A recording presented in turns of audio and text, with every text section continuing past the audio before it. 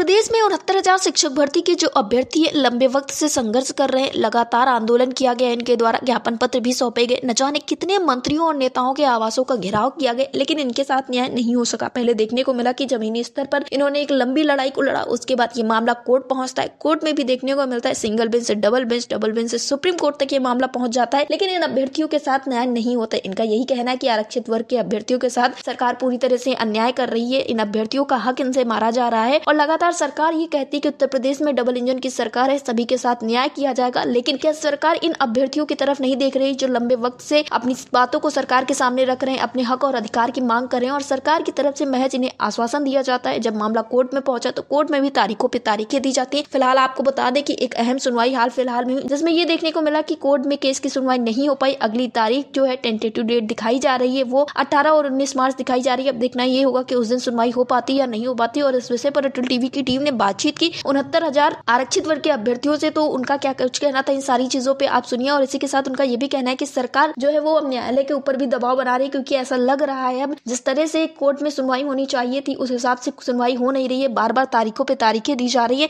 एक तरफ तो सरकार कह रही है कि डबल इंजन की सरकार है, सब कुछ बहुत अच्छा चल रहा है, तो क्या जो 69,000 शिक्षक भर्ती के आरक्षित वर्ग के अभ्यर्थी ये उत्तर प्रदेश के नागरिक नहीं है? क्या इनके साथ सरकार न्याय नहीं करना चाह रही है? इसी तरह के तमाम सवाल खड़े हो रहे। फिलहाल तो इन अभ्यर्थियों ने इसके पहले भी एक लंबा आंदोलन किया है और अभी ये फिर से आंदोलन की ओर रुख करेंगे, क्योंकि अब बहुत बार तारीखें मिल चुकी हैं, बहुत आश्वासन मिल चुके हैं, अब इनमें सहनशीलता नहीं बची। इस विषय पर ज्यादा जानकारी देते हुए 69,000 शिक्षक भर्ती के आरक्षित वर्ग के अभ्यर्थी अमरेंद्र ने क्या कुछ कहा, आप भी सुनिए। अमरेंद्र जी, आपका हमारे चैनल अटल टीवी पे बहुत बहुत स्वागत है।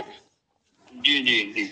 अमरेंद्र जी, जिस तरह से देखने को मिल रहा था कि 69,000 शिक्षक भर्ती के जो अभ्यर्थी हैं वो लगातार न्याय के लिए सरकार से गुहार लगा रहे हैं और आज ये न्यायालय में एक अहम सुनवाई थी, तो क्या कुछ निकलकर सामने आया है? क्या आज कुछ इन अभ्यर्थियों के लिए खास हो पाया है, कुछ सकारात्मक देखने को मिल पा रहा है?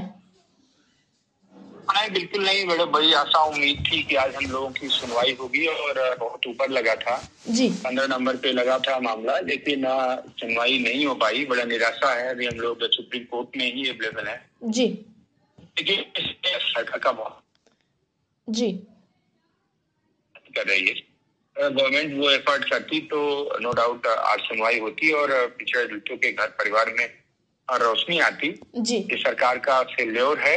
एक तरफ सरकार कहती है कि 69,000 शिक्षक भर्ती में पिछड़े दलित अभ्यर्थियों के साथ हैं, हाईकोर्ट का आदेश आता है तो हाईकोर्ट के आदेश का बाकायदा स्वागत।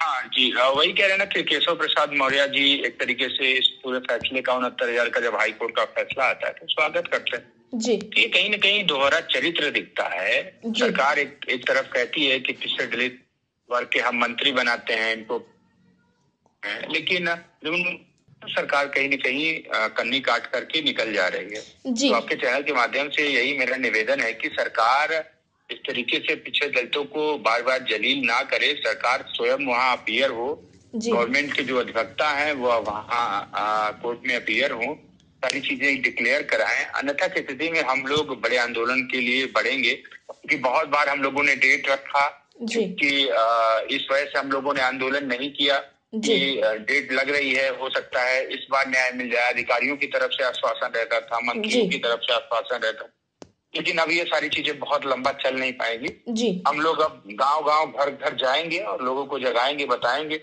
किस तरीके से पिछड़े दलितों के साथ अत्याचार हो रहा है जी। अमरेंद्र जी, वैसे जैसा कि आपने बताया आज केस लग नहीं पाया था, तो क्या अगली कोई तारीख प्रस्तावित बताई गई है आप लोगों को या कुछ दिखाया जा रहा है? 18 मार्च अभी टेंटेटिव डेट 18 मार्च दिख रहा है जी, कंप्यूटर जनरेटेड। इसके आगे जो क्या होता है वो देखने के लिए देखा जाएगा जी। अमरेंद्र जी, जैसा कि देखने को मिल रहा है कि लगभग 2020 से आप लोग लगातार संघर्ष कर रहे हैं, उसके बाद बार बार कोर्ट में तारीखें लगती हैं और अब ये कहा जा रहा है कि सरकार खुद न्यायालय पे दबाव बना रही है ताकि 69,000 शिक्षक भर्ती के अभ्यर्थियों को जो है कोई लाभ न मिल सके, और दूसरी तरफ सरकार ये भी कहती है कि समस्याओं का हल किया जाएगा, सबको एक समान देखा जा रहा है।